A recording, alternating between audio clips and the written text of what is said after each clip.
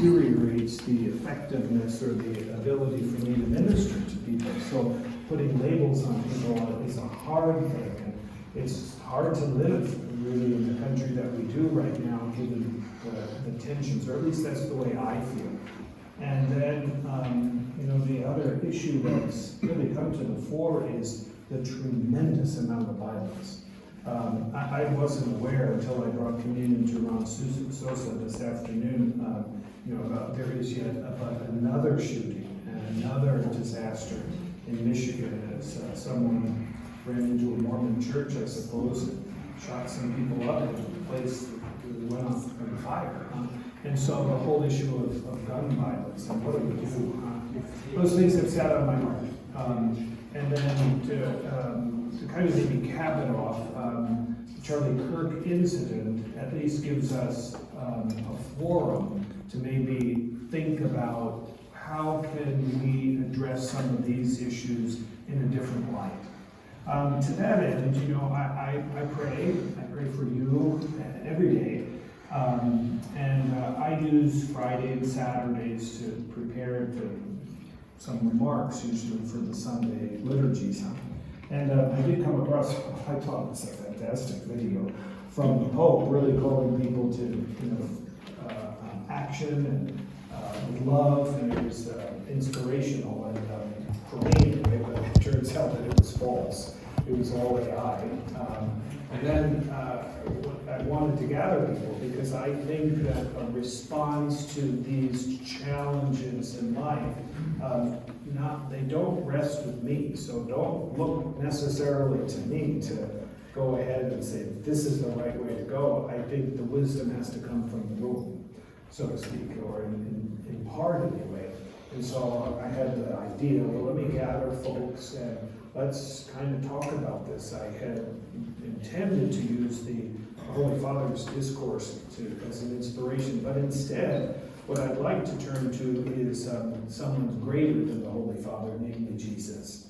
And so I'd like us for the next few minutes to reflect on how Jesus wants us to live. And how he wants us to live is laid out for us in the Sermon on the Mount. And there is a wonderful theologian, his name's Brad Petrie, and he does a little discourse on the Beatitudes, because I'm thinking, how do we confront gun violence? How do we confront or address, the national divisions that exist? And, what do we do about this war? So what I've done is I have his talk. It's about 20 minutes. And so what I'd like to do is share that talk with you and then use that as a springboard for a little bit of discussion. I have a couple of questions that I'd like you to help reflect on. And then I do have one action item when we get finished, and we'll close with a song. Okay, so that's the evening, and I have dinner plans, so I have interest in finishing this. Okay? So without further ado,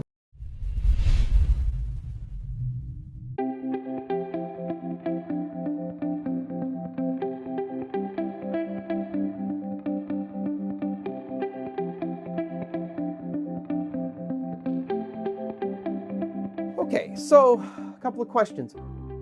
What would the Beatitudes have meant to Jesus' first audience, right? Remember, all of his disciples, this is to whom he's speaking here, are all Jews. So his first disciples are all Jewish disciples. They're coming out of a Jewish worldview. What would these Beatitudes have sounded like in their ears in the first century AD? And then second, what do they mean for us today? What's the meaning of each one of these expressions? What does it mean to be poor in spirit? What does Jesus mean by calling people to be meek? What does that word even mean, meek? What does he mean when he says pure of heart, right? So what we're going to do is we're going to look at each one of these passages and try to at least briefly make a comment. Now, caveat here, you could write a whole book just on the Beatitudes. So we don't have time for that, but I just want to give you at least a few insights into each one of them and also show you how the Catechism interprets these very important texts. So let's begin. First point is the setting of the Beatitudes. it's not insignificant that Matthew begins by telling us that Jesus preached the Sermon on the Mount on the top of a mountain, right? The reason this is important is that any first century Jew would have immediately thought about Moses going to the mountain of Sinai in order to receive the old law. So when you look at the Gospels, there are lots of clues that Jesus, especially in the Gospel of Matthew, that Jesus is being depicted as a new Moses. So for example, he's rescued when he's a baby from a wicked king who wants to kill him and all the boys. Sounds like Moses and Pharaoh. He goes out into the desert and he feeds people with miraculous bread from heaven. Sounds like Moses in the wilderness. Well, the same thing's true about the Sermon on the Mount. Just as Moses went up Mount Sinai in order to get the 10 Commandments, the old law, so now Jesus, the new Moses, goes up to the top of this mountain in Galilee in order to give his disciples the new law, the law of the gospel. So Jesus is a new Moses here. However, it's important also to note, though, that there's both a difference and a similarity. So the difference here is significant. If you go back to the book of Exodus, in Exodus chapter 19 and 20, Moses, when he gets the 10 Commandments, the old law, he brings it down to the bottom of the mountain and gives it to the people at the bottom of the mountain. But when it comes to Jesus, the new Moses, with the new law of the Sermon on the Mount, he actually doesn't deliver it at the bottom of the mountain. He gives it at the top of the mountain. So he's bringing the disciples up to a higher law, a higher commandment. Because Moses' law was ultimately oriented toward the kingdom of Israel, toward the earthly kingdom in Jerusalem. But Jesus' new law is going to be ordered toward the kingdom of heaven, a heavenly kingdom. So there's a similarity, but there's also a big difference here with regard to Jesus as the new Moses of the new mountain giving the new law. That's the first point. Second point, the first part of the new law, I mean, Jesus could have started anywhere, but the first thing he does is he gives this list of Beatitudes, right? That shows you just how important the Beatitudes are. In fact, the Catechism of the Catholic Church in paragraph 1716 calls them, quote, the heart of Jesus' preaching. So these 8 Beatitudes are literally the center of all of Jesus' teaching, and they give life to Jesus' teaching, just like the heart gives life to the body. So we really want to pay attention to them. But one of the first problems we deal with actually is that the translation of the Beatitudes doesn't quite get at their deeper meaning. So for example, most English translations of the Bible here, like the one I just read, the Revised Standard Version, says, blessed are the poor in spirit, or blessed are those who mourn, and blessed are the meek, so on and so forth. But the actual Greek word here is not the standard word for blessing. The Greek word being translated by blessing here is actually makarios, which means happy, right? That's the literal translation of the word, happy. So when you read the Beatitudes, it's not just a list of blessings, it's actually a description of how to be happy. It's the secret of happiness. And you can see this much more clearly if you read a Latin translation of the Bible, like the Latin Vulgate, because the Latin word is beatus, right, which means happy. And that's where we even get the word beatitude from. You might have wondered, why do we call these Beatitudes? Well, it's not because we're supposed to be this attitude. That's what I thought when I was a kid. In catechism, I thought, okay, well, this is the attitude I'm supposed to have. Well, that's partly true, but that's not what the word means. Beatitude means happy or happiness. And so these 8 Beatitudes are a description given to us by Jesus of true happiness, of how to be happy. Which, before we even look at them, just think about that for a second. Every single human being created desires happiness, seeks after happiness. So the first part of the first sermon Jesus gives, what's he going to start with? The desire of every human heart, with happiness. So now he's going to describe to us how to be happy. All right, and here's the list. Now, as soon as I say that, these are strange statements about how to be happy. So let's walk through them together and see if we can unpack these kind of paradoxical mysteries. There are 8 Beatitudes, traditionally, the way they're counted, and these are they. First and foremost, the poor in spirit. What does it mean to be poor in spirit? Well, as St. Augustine and other commentators have pointed out, this is a reference to people who are spiritually humble, right? The Greek word ptokos, that's used for poor here, literally means dependent or needy, right? It's the kind of poverty that places you in a position of absolute dependence on others, okay? So what Jesus, when he says poor in spirit, what he's describing is someone who recognizes their own spiritual poverty. In other words, in terms of spiritual poverty, I have nothing in the bank. I am completely dependent on God. That is the essence of humility.